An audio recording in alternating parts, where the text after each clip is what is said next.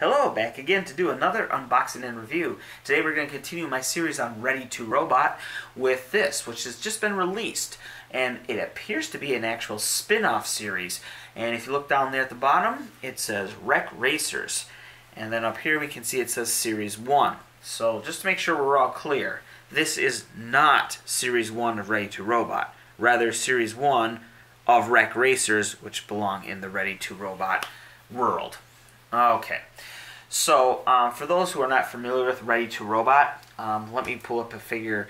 This is from Series 1 of Ready to Robot, the true Series 1. And you can see here we have these little characters, yep, and they go ahead and pilot these cool robots, or I guess we'd probably more likely call them mechs.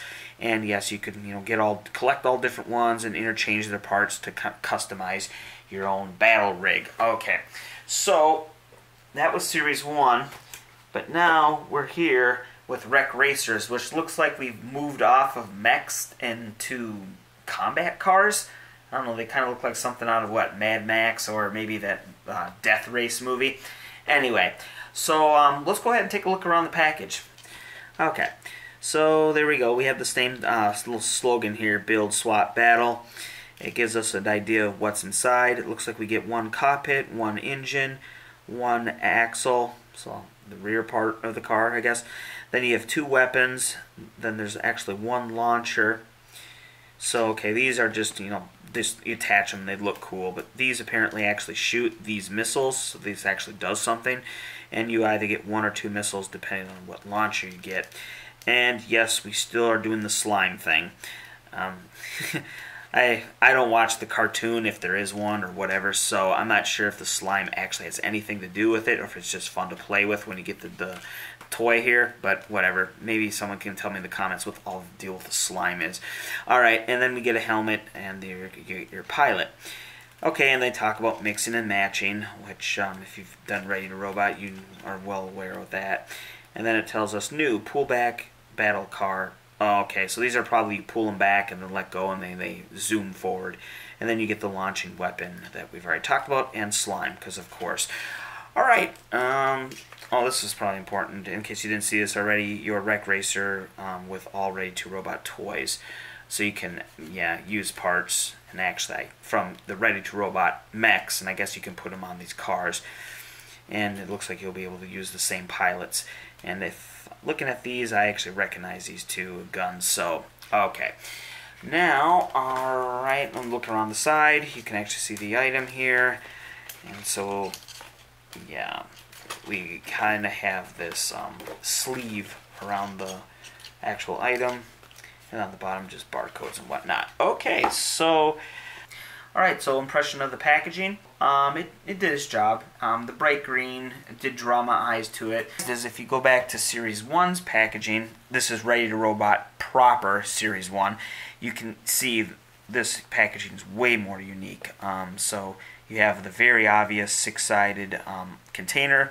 And yes, it feels like a container, not like a box. So it does kind of have that more, I don't know, big item vending machine type feel, as opposed to most toys that come in, well, cardboard box, similar to this. But I know this isn't actually a cardboard box, but rather just a cardboard sleeve. However, it does give it more of a feel of like any other item you'd pretty much pick up on the shelf. And as far as the six-sided theme goes, they do actually have it here. You can see here's one side, here's 2, 3, 4, 5, and then of course 6 on the bottom. But with this cardboard sleeve, that doesn't stand out nearly as much. So packaging works, but not quite as catching as the previous series. Alright, so let's get to the unboxing here. First thing I'm going to do is I see some tape there, so I'm just going to go ahead and cut the tape to remove the jacket, or the sleeve, the paper part. Okay.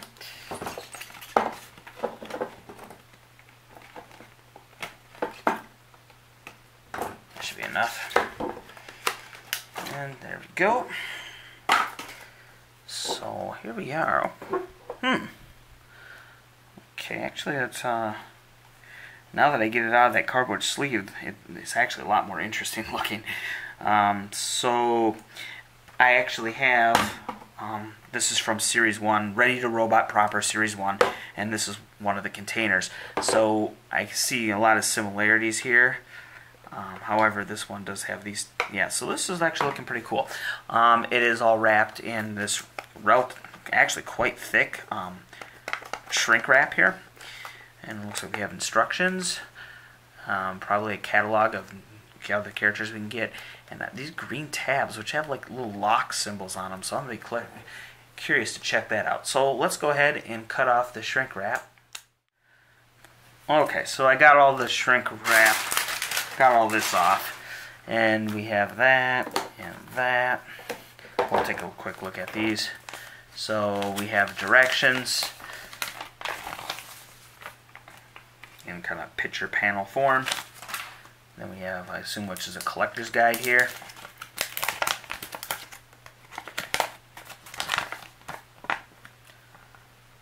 Oh, okay, so that's Ready to Robot Series 2, so the mechs are the robots. And then over here, oh, okay, here we go, so here are the wreck racers down here on the bottom.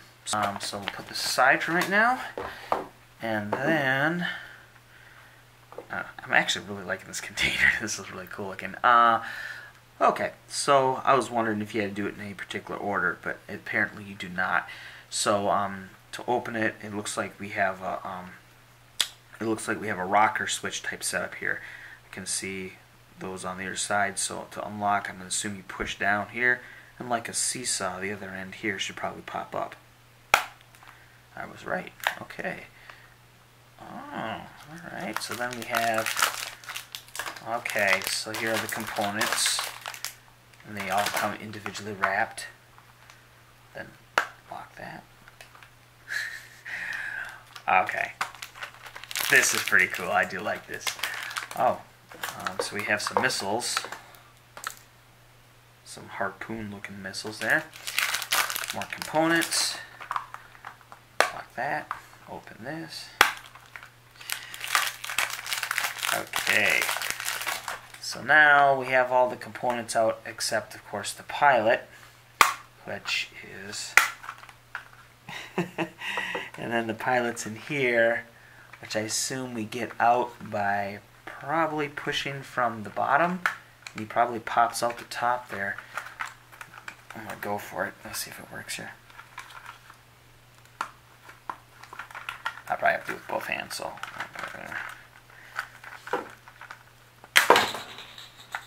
Wow. Yeah, that really came out. So it shot across the room there, so yeah, so no, that's going to happen. Okay, so let's go ahead and open up all the little bags here. I'll start with the big green one.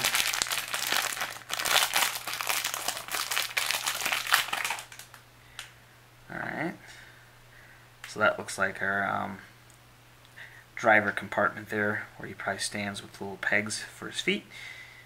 Okay. And we'll open another big green one. Whoa. Well, look at that. So I got a dual launcher, which I kind of figured because I got two of these. But, so, swell. And it looks like a spring to fire type setup with the button being the trigger. Okay. Third big green bag. Okay, there's the wheels. Huh. You know what? Oh. Yeah, I kind of figured that would fit in there. Interesting. Oh, it locks in place too. Cool. So, okay. I'll put that over there. Alright. Now let's open the blue bag.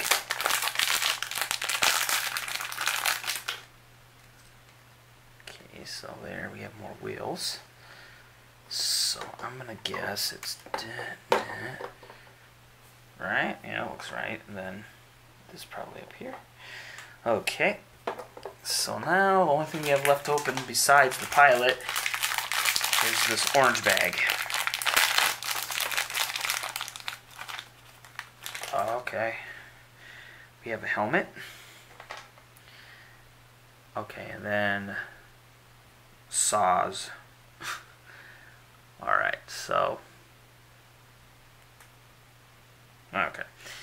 Now let's go ahead and get the pilot out.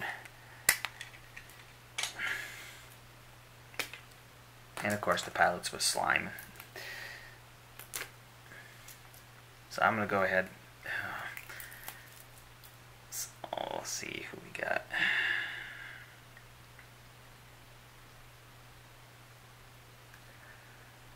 Alright, so this I believe is the zombie version of Hype Man, if I remember from Series 1.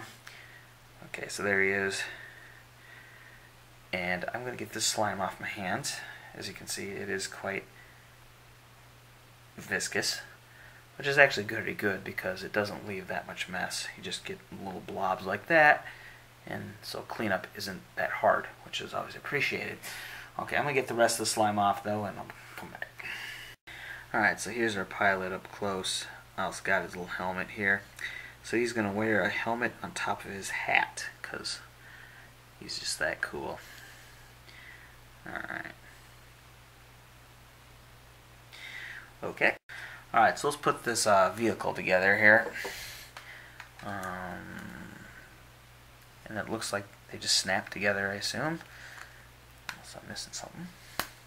Alright, so there's that. And this part.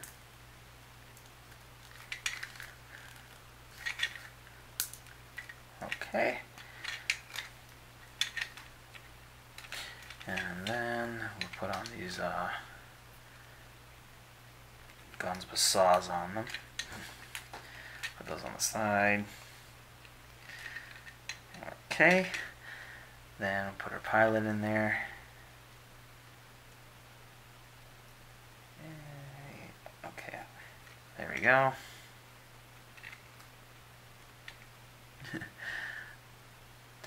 Alright, and then the only other thing we need is this big launcher assembly here. In fact, let's go ahead and test out the launcher.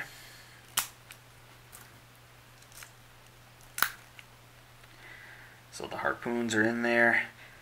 You can see the tails out the back, and I'm assuming when I push this, both of them are going to fire. Wow. Well, let me try that again.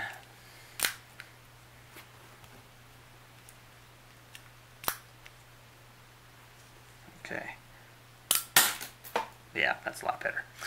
Okay, so that works. I guess we'd mount that. Probably not there. Let's put it up high.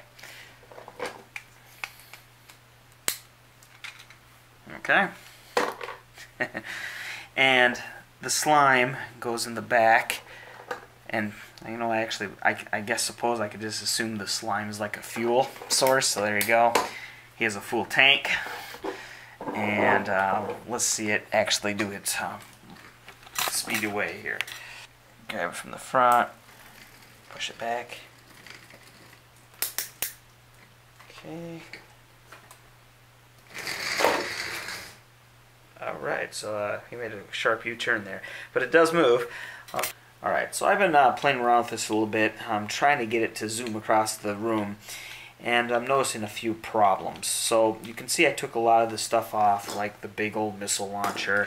I pulled out the slime container from the back, trying to get it to be as light as possible to give it more range, right? So weight reduction. Alright, but even with that, it's still not working that well. I'm trying to figure out why. I think I got it. So I'm going to go ahead and push these three components together quite firmly. Okay, just to show you that even after doing that, look at all this play. So these wheels never really actually stay aligned with one another, and they can flex quite easily, and that's probably why it's spinning and hitting things instead of going straight. That's one of the issues. The other problem here is, well, before I get to the second problem, let me just tell you about the drive wheels. The only wheels that I guess you call self-propel this thing are the front, so it's front-wheel drive. These wheels in the back are just rolling wheels. Okay, no power to the ear. Now, on top of that, let's get to the second actual problem. If you look at the wheel, I'm trying to hold it as level as possible. There we go. You see how that wheel only comes down ever so slightly lower than the rear here, or the body of the car. So you have nearly no ground clearance. So this here just kind of drags across the floor. And keep in mind, I'm doing this on tile. If you were to use this on carpet, it would probably be, well, I know it would be even worse. So with those three things in mind, this really doesn't go anywhere that fast. In fact, you're better off just doing this and pushing it than actually depending on the pullback and release. Alright, so would I recommend this? No, I would not. So they took Ray to Robot and brought it into the world of cars. Nothing wrong with that, but then the car actually has to work like a car. And this thing performs worse than almost any little toy car thing I can even think of. I mean, seriously, a $1 Matchbox or Hot Wheels car is going to roll across your floor smoother, cleaner, and faster than this thing here. So what went wrong? I think it's pretty obvious. They got so busy in trying to make this, ooh, you can swap this part for this part and everything. That's great, but the part that actually does, you know, like the car-like stuff, with the wheels, kind of important, it's underpowered, weak, not enough clearance, and it just does the job really poorly, as we already saw. So, out of this whole kit, what will I be keeping? Not this. Not this. Not this. Weak thing. Missile launcher? Yeah, of course. Slime? Sure. And cool little character with his little helmet? Yup. And then this really cool case here. You know, I'll use it as a fort, or maybe a cool UFO, or I don't know, like some kind of orbital weapons platform. Opens up, shoots a death beam out the middle. But, yeah, and I just like the way it opens and closes. So, it's kind of sad when the coolest thing in this kit happens to be the container.